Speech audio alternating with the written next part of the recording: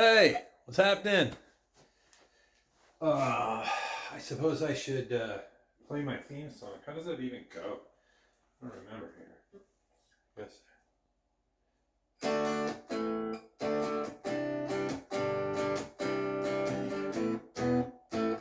Ah, that's it. If you're looking for crap about guitars, check out Guitar Crap. Welcome to Guitar Crap yet again. If you've ever been here before, if not, welcome.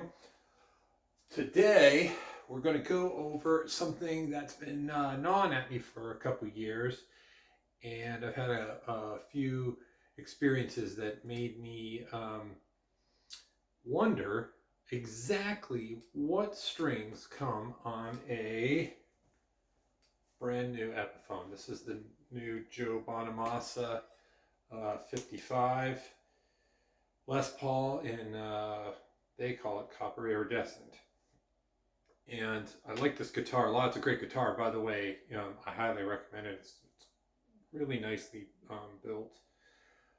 But I ran into something with it, and that is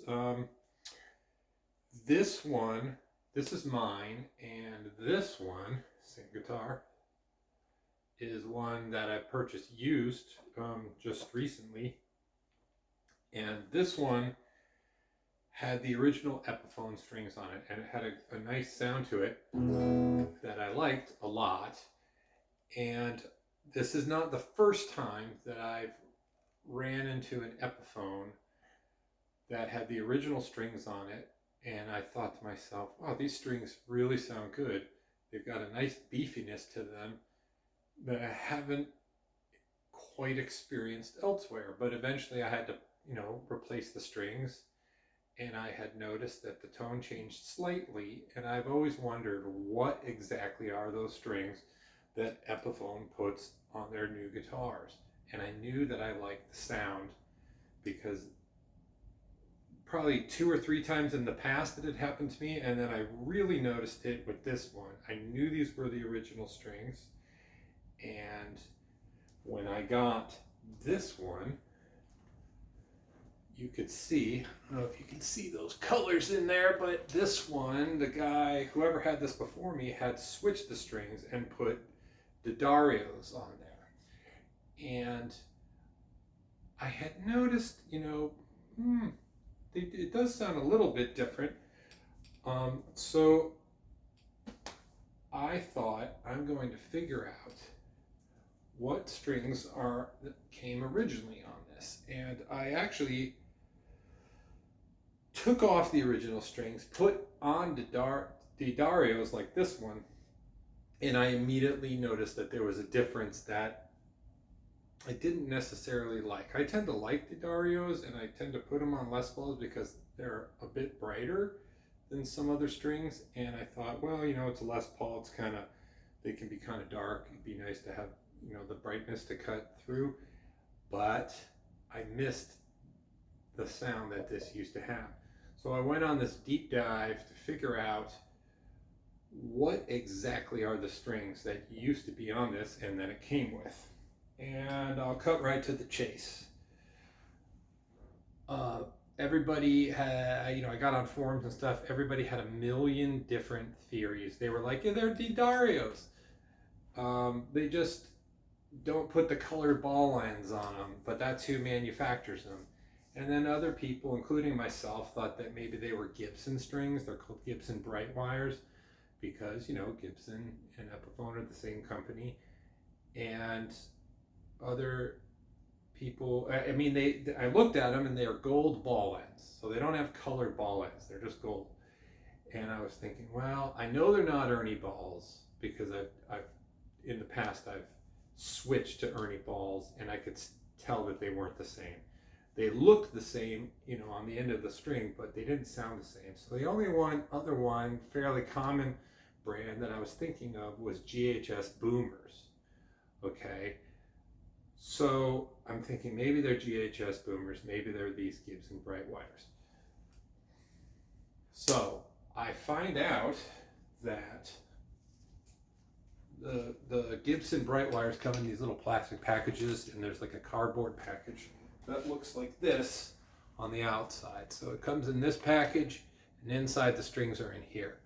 Well, if you look on here, it notes that the strings alternate between brass and nickel ball ends. It's very subtle, but it goes gold to silver, gold to silver, gold to silver.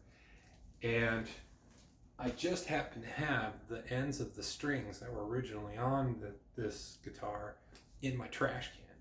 And sure enough, I looked at them and they were gold, silver, gold, silver. So that tells me they're absolutely Gibson bright wires. So I ordered some, and there's two different kinds, and I didn't know which kind it was. There's these bright wire reinforced, and then there's these, which are vintage reissue. These are more expensive than these, which made me assume it was probably these. I haven't even tried these yet, but when I put these back on my original Bonamassa 55 Les Paul, the sound came back immediately. So if you're wondering what Epiphone ships on their brand new guitars, they are Gibson bright wires. And if you look very closely, you can tell when you've got Gibson bright wires on a guitar, because the ball ends go brass, nickel, brass, nickel, brass, nickel. And I never noticed that until I saw this little package that said it. And sure enough, you can tell. So like the Darios, which have colored ball ends, you can also determine bright wires from Ernie balls by those alternating colored ball ends. But you can't necessarily tell Ernie balls from GHS boomers because they both have gold ball ends. But the story doesn't stop there. Then someone told me that when Gibson filed for bankruptcy, they had to declare their debt to other companies in their bankruptcy.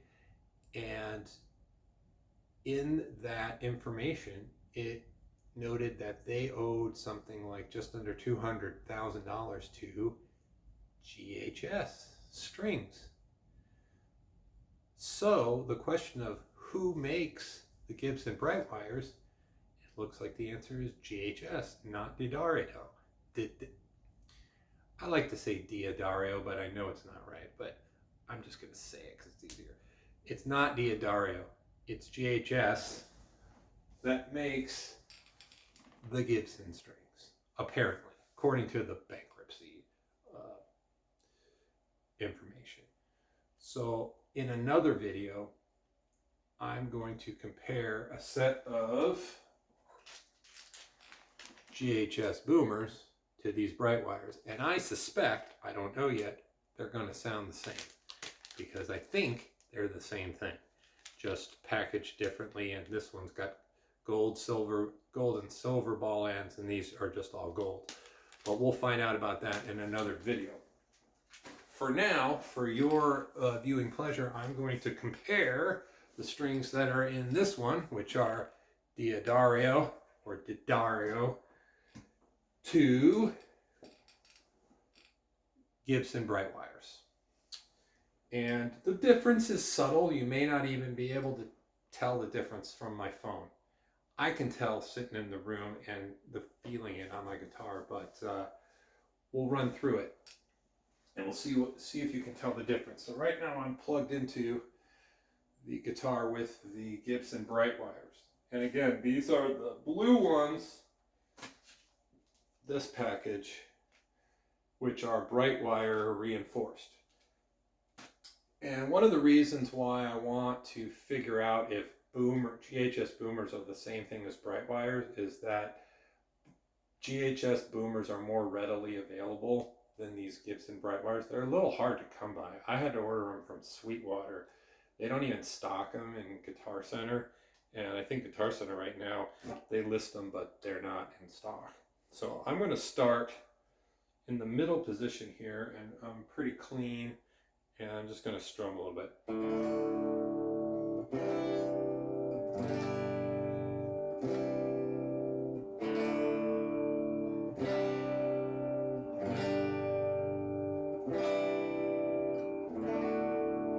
to turn this up a little in case my acoustic string sound is overpowering the signal sound. So we're going to go a little louder. And I'm going to stay on the middle.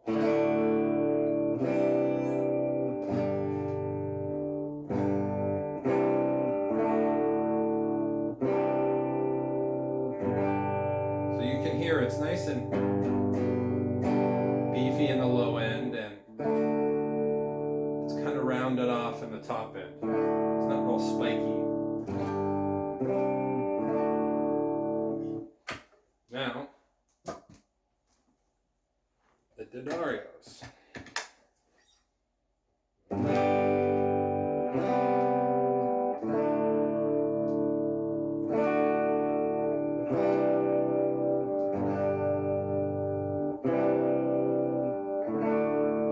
So you can hear, I don't know if you can, but I can.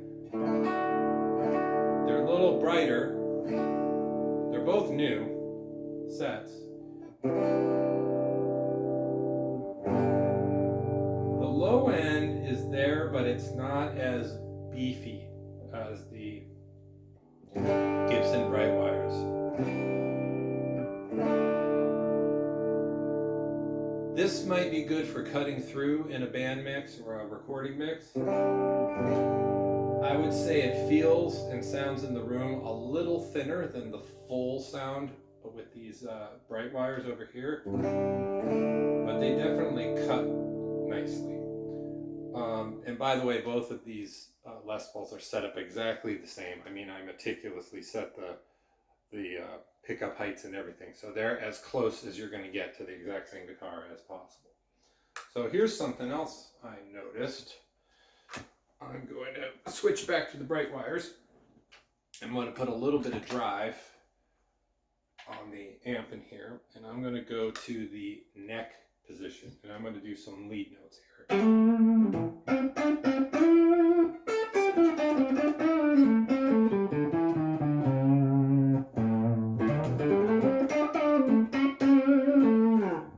Okay. Those are bright wires. Now listen to this.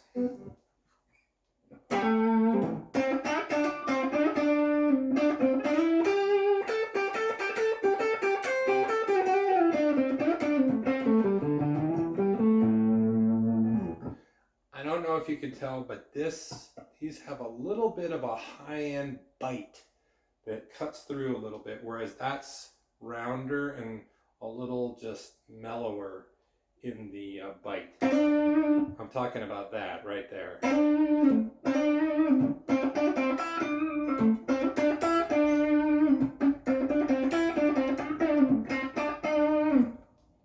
Go back to the other. It's subtle, it may not pick up on my phone. This sounds like it's just got the tone rolled off just a little bit, but it does not.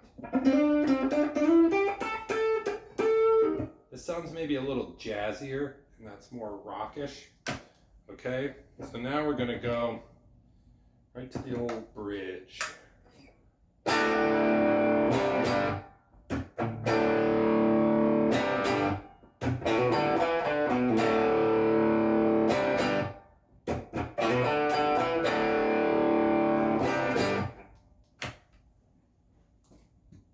Now to the Dario.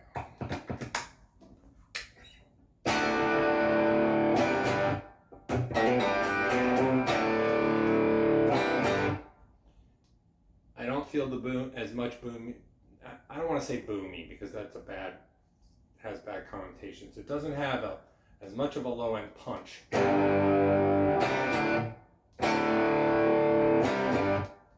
It's a little less bass, a little more mid, and it's definitely got some high end sparkle to it.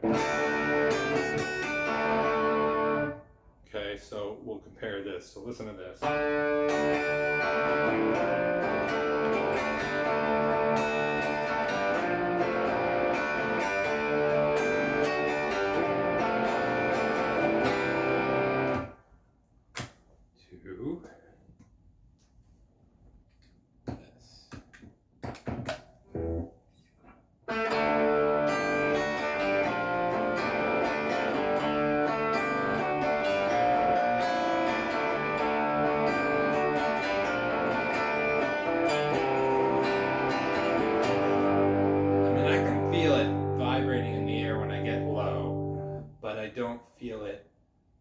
cutting through as much when I'm doing this.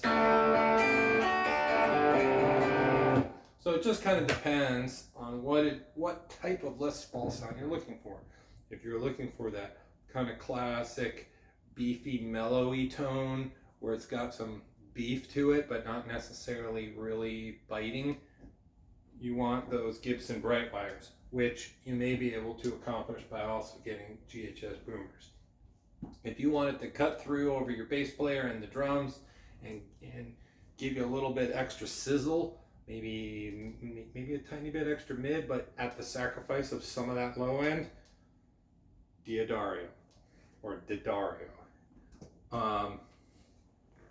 Hope that clears up that mystery for people. So yes, the Epiphones, the new Epiphones come with Gibson bright wires. And in my next video, we will find out if these are the same thing. Because these are easier to come by, and I think they may actually be cheaper. These aren't cheap, especially the vintage ones. And then in a third video, I will compare these blue ones to the vintage ones just to see if they're like, because I have them. And in a fourth video, I'm going to check these out because I bought these as well while I was doing it all. And these are Dunlop strings. I do like Dunlop products, so I'm interested to see what the ball ends look like. I'm interested to see what they sound like. In my 45 years of playing, I've never tried these strings, so maybe they'll be a whole different thing.